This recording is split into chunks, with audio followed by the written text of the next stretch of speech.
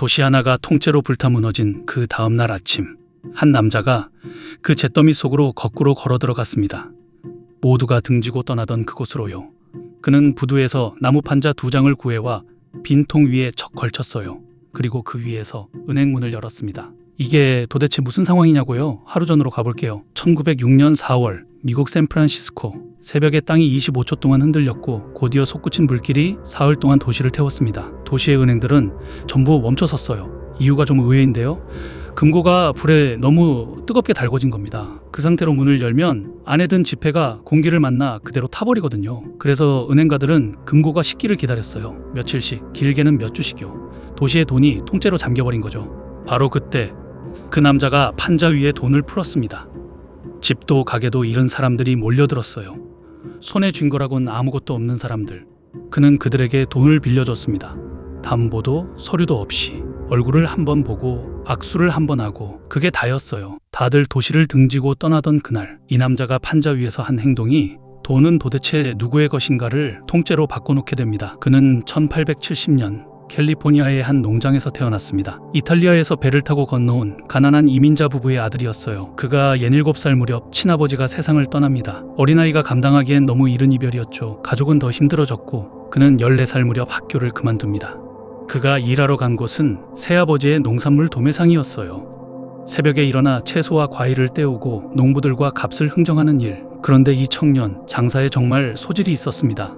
일을 시작한 지 5년 만에 19살 나이로 가게의 동업자가 됐어요. 그리고 31살엔 아예 일에서 손을 뗍니다. 쉰도 예순도 아니고 31살이에요. 먹고 살 만큼 벌었으니 이제 좀 쉬자. 그렇게 생각했죠. 그러니까 이 남자는 평생 은행하고는 아무 상관이 없는 사람이었어요. 그는 채소를 떼다 파는 장사꾼이었습니다. 그런데 장인이 세상을 떠나면서 그의 인생이 슬쩍 틀어집니다. 장인이 남긴 재산 중에 작은 저축은행에 지분이 있었거든요.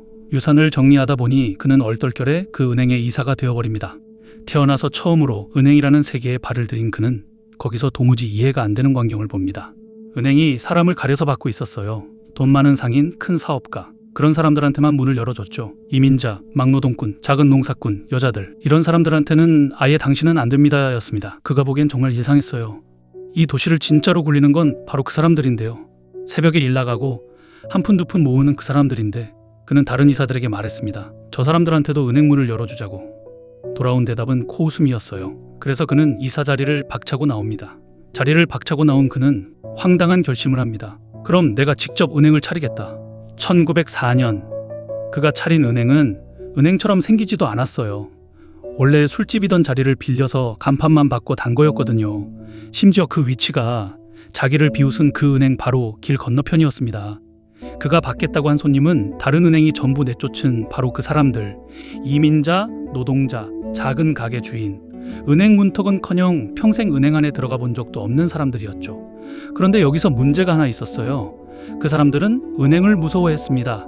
글을 모르는 사람도 많았고요. 돈을 맡겼다가 떼일까봐 차라리 침대 매트리스 밑에 숨겨뒀거든요. 가만히 앉아 기다리면 손님이 올 리가 없었어요. 그럼 그는 어떻게 했을까요? 그는 직접 거리로 나갔습니다. 이민자들이 모여 사는 동네를 한 집 한 집 걸어 다니면서요. 마침 그도 이탈리아 이민자의 아들, 그들과 같은 말을 썼죠. 그는 사람들을 붙잡고 말했어요. 매트리스 밑에 둔 돈은 그냥 잠자는 돈이에요. 은행에 맡기면 그 돈이 일을 하고 이자가 붙습니다. 이게 그 시절엔 정말 별난 짓이었어요. 은행이 손님한테 고개를 숙이고 찾아온다? 그때까지 누구도 들어본 적 없는 일이었거든요. 게다가 그의 은행은 다른 은행이 오후 3시에 문을 닫을 때 밤 9시, 10시까지 불을 켜뒀습니다. 낮에 일하느라 못 오는 노동자들을 위해서요. 자, 그래서 이게 통했을까요?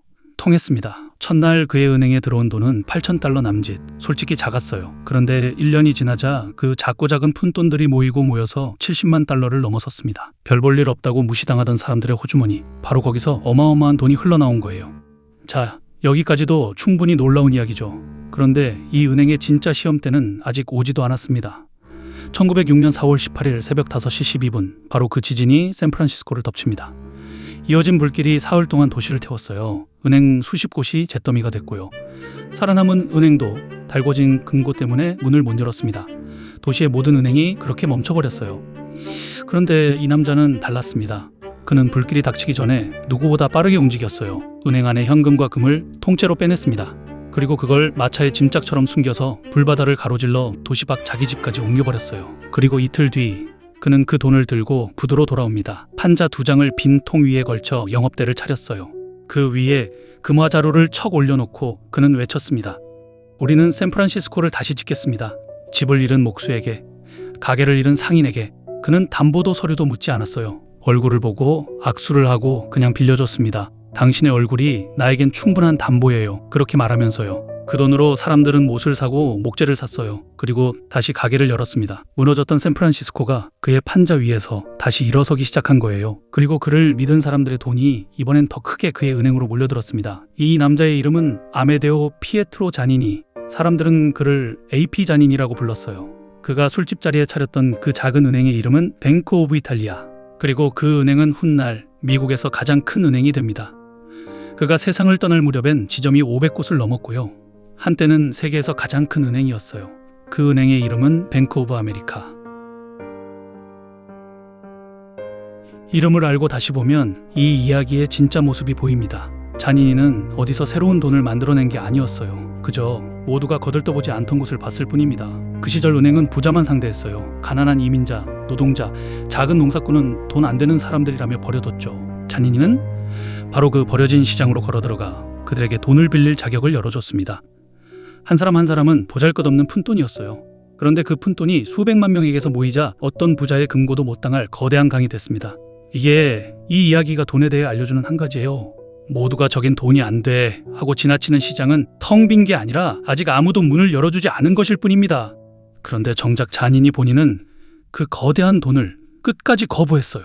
한 번은 150만 달러짜리 보너스를 받자 그걸 통째로 대학에 기부해버립니다. 누구도 재산을 소유하지 못한다. 재산이 그 사람을 소유할 뿐이다. 세계 최대 은행을 세운 사람이 세상을 떠났을 때 그가 남긴 재산은 50만 달러가 채 되지 않았습니다. 자니니는 닫혀있던 문을 열어서 거대한 돈을 만들었습니다. 그런데 다음 이야기의 주인공은 정반대였어요. 그는 단 한 줄의 계약서로 세상의 거의 모든 컴퓨터에 보이지 않는 문을 하나 달아둡니다. 그리고 사람들이 그 문을 지날 때마다 통행료를 받았죠. 그게 누구이고 그 한 줄이 무엇이었는지는 다음 편에서 또 꺼내 보여드릴게요.